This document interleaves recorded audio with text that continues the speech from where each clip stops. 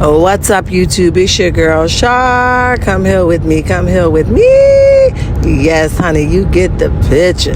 Today, we're going to talk about Miss Melody, honey, how God said, get the hell up out of there. And she got her skates on and skated the hell up out of there. All right, no explanation needed. But she says she also understands somebody else stunting your growth by you holding on to a person that have no intention to change.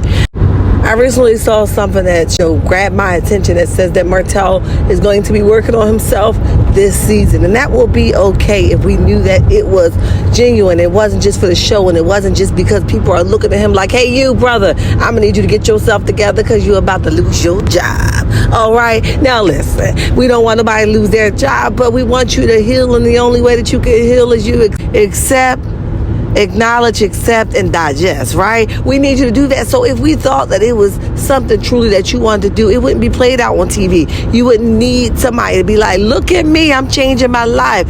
But see, she talks about continuation of doing the same thing over and over again, expecting different results. So she also talks about hindering, and that's important because sometimes we hold on to a person that's on the same face of the dice all the time. A dice is meant to turn, right? Repeatedly, you throw it, it turns. But you ever thrown a dice that doesn't turn? It just flatline, and that is exactly what Martell remind me of, is a flatline dice, okay? So he's not going to grow, and he was hindering her. So she talks about it, okay? But y'all listen for yourself, and then I'll come back, all right? TV, man, I would say that fortunately, me having grown up and having a strong spiritual foundation, that has what has kept me in my right mind and kept me, looking towards the hills from which cometh my help, kept my faith on point. Because of that I know, like, hey, God has me. And then I have a merch line behind God says go, you go. I don't care if it's career, friendship, relationship, whatever, you got to be obedient. So when God said go, I dipped out, and ever since I have, I would say, ever since I dipped out, ever since I have, like, doors have been opening, favor has been just phenomenal. Because you can be attached to people who are choosing to continue to be disobedient, and it will start hindering the favor in your life. Ooh. So once I left that, man, God has been amazing. Now, translation in Char's term, all right, what she said was, I removed the toy blocks from my pocketbook because they was weighing me the hell down, and I walk with an empty pocketbook. Okay, let that sink in, let that sink in, let that sink in. I removed the toy blocks from my pocketbook, and I walked around with an empty pocketbook because you was weighing me the hell down. The sooner I made that decision, the sooner the blessings just flew the hell in. Honey, yes, you was weighing her down. Okay, and what you like to do, that's why I use the phrase of toy blocks.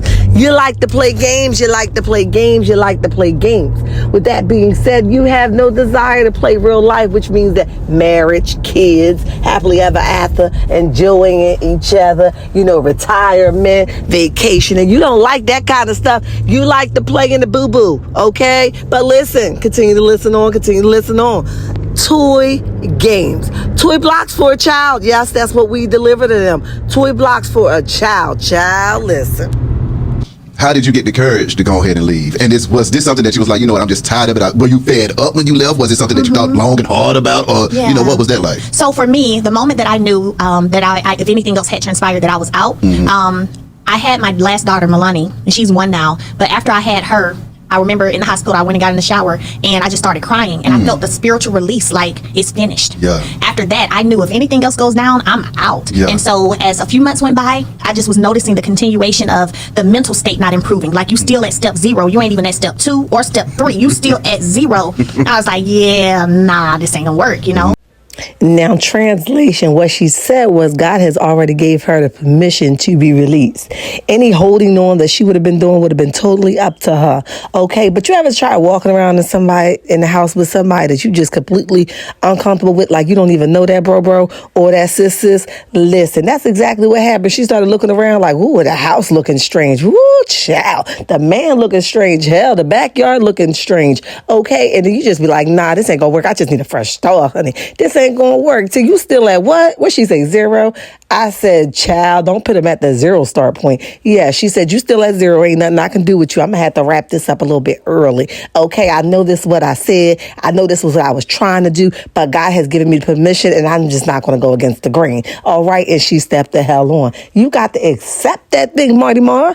So, tough, absolutely, because you know what I mean, when you're talking about going out into the unexpected, you know, of course you're gonna be like, right? But if you feel that God has truly released you and given you the go ahead to move, keep it moving. I'll tell anybody, whenever I first left, I took my children with me. When I left, we didn't go to the most perfect environment, so to speak, where we had all this room that we've had in our old house and all of that, but it wasn't about that. It was about me getting my peace of mind. You know what I'm saying? It was about me being able to learn how to be more emotionally available to my children, because when you're continuously on an emotional roller coaster and you're continuously getting hurt, you're not able to be as emotionally available as you should be, even to your kids. So that's what it was about to me, healing and finding peace.